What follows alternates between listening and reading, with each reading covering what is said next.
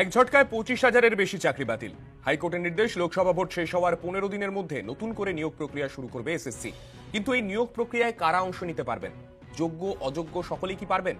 যোগ্য প্রার্থীদের কি আবার পরীক্ষা দিতে হবে? এরকম নানা প্রশ্ন ঘিরে উঠছে ধোঁয়াশা।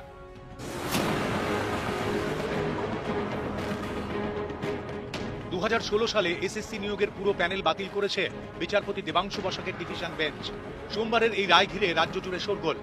অনেকের মনেই উঠেছে অনেক প্রশ্ন, যেমন যোগ্য আর অযোগ্যদের বিচার হলো কোথায়? যোগ্যদের চাকরি কেন বাতিল করা হলো? যারা অপরাধী করেছে তাদের বাতিল হলে হতে পারে, কিন্তু 100%-এর মধ্যে 8.5%-এর জন্য পুরো 100% প্যানেল ক্যান্সেল। এ কি বিচার ব্যবস্থা? সিঙ্গেল বেঞ্চের নির্দেশে পাওয়া চাকরিও কেন বাতিল হলো?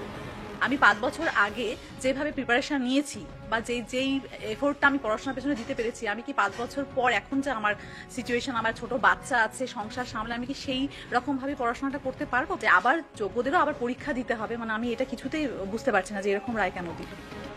কলকাতা হাইকোর্ট নির্দেশ দিয়েছে ওএমআর শিট পুনর্মূল্যায়ন করতে নতুন টেন্ডার ডাকতে হবে।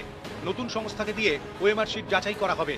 অনেকেরই প্রশ্ন, এর আগে যে সংস্থা ওএমআর শিট মূল্যায়ন করেছিল তাদের বিরুদ্ধে জালিয়াতির অভিযোগ ওঠে। সেই সংস্থার ওএমআর শিট থেকে কিভাবে যোগ্য অযোগ্য বিচার করা সম্ভব? এই রায় অনুসারে যোগ্য প্রার্থীদেরও বসতে হবে পরীক্ষায়। ওই সময়ে যখন বিজ্ঞাপন হয়েছিল নিয়োগের জন্য, যারা দরখাস্ত করেছিলেন তারাই আবার নতুন করে ওএমআর পরীক্ষার মধ্য দিয়ে নির্বাচনী প্রক্রিয়ায় আসবেন।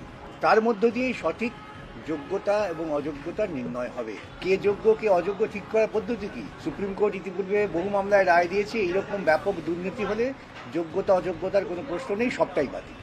পরীক্ষা দিয়ে পাশ করলাম, তাদেরকেও কেন এই সাফারটা করতে হচ্ছে? আজকে প্রত্যেকের কাছে আমরা কোথাও দাগি হয়ে গেছি, আমরা কিছুই করলাম না, তবুও আমাদের সম্মানটা কোথাও না কোথাও গিয়ে ক্ষুণ্ণ হচ্ছে। তো এর দায় কে নেবে?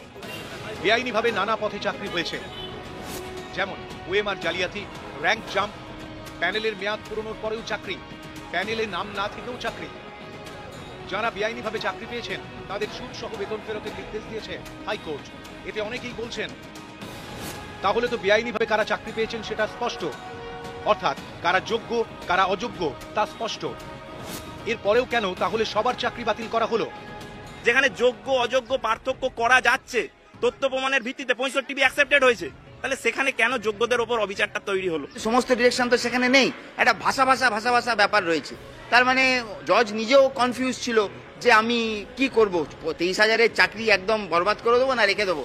তো এই দোদুল্যমানতায় আমার মনে হলো যে জাজমেন্টে দু একটা জায়গাতে যেগুলো একটুখানি ক্লিয়ার হলে মনে হয় ভালো হতো। পুরো জিনিসটাই আবার প্রথম জিরো থেকে শুরু হবে, অ্যাডভার্টাইজমেন্ট হবে, সবাই যদি অংশগ্রহণ করে তাহলে তারা হবে, তাদের হবে নিউ রিক্রুটমেন্ট যেরকম হয় সবাইকেই শুরু করতে হবে। আজকের দিনে এই জাজমেন্ট, আজকের দিনে as of today due course of law will follow. 2016 সালের প্যানেল 2024 সালে বাতিল। আবার নতুন করে হবে নিয়োগ প্রক্রিয়া।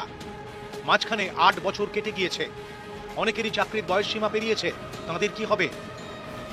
আদালতের নির্দেশে অতিরিক্ত শূন্যপদ তৈরির অভিযোগের তদন্ত করবে সিবিআই। কিন্তু চাকরি বিক্রি করে যেভাবে লক্ষ লক্ষ টাকার দুর্নীতি হলো, সেই টাকা ফেরত আসবে কিভাবে? এই প্রশ্ন তুলছেন অনেকে। নিউজ 18 বাংলা। সমস্ত রকম গুরুত্বপূর্ণ শিক্ষণীয় খবরাখবর সবার আগে জানতে অবশ্যই আমাদের চ্যানেলটিকে সাবস্ক্রাইব করে রাখুন।